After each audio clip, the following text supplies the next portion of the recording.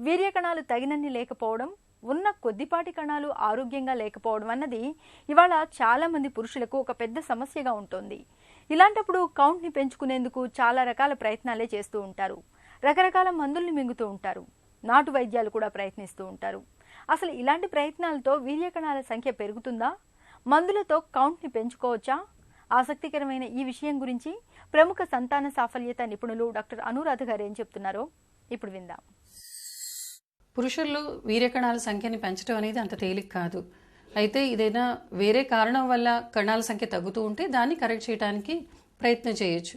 అంటే కొంతమందికి environmental factors అంటే స్మోకింగ్ కానీ, excessive alcohol, obesity or excessive strain వల్ల కానీ, ఎన్వైరన్మెంటల్ ఫ్యాక్టర్స్ వల్ల కానీ ఒక్కోసారి కణాల సంఖ్య తగ్గుతూ ఉంటుంది. అలాంటి వాళ్ళలో ఇది కరెక్ట్ చేసుకున్నప్పుడు దాని కణాల సంఖ్య పెరిగే అవకాశం అనేది ఉంటుంది. మరి కొంతమందిలో సర్జికల్ ప్రాబ్లమ్స్ అంటే వారికోసిల్ కానీ, అలాగే డక్ట్లో అబ్స్ట్రక్షన్ కానీ అలాంటివి ఉండొచ్చు. అలాంటి వాళ్ళలో కూడా సర్జరీ చేసినప్పుడు కొంతవరకు కణాలు పెరిగే అవకాశం ఉంటుంది.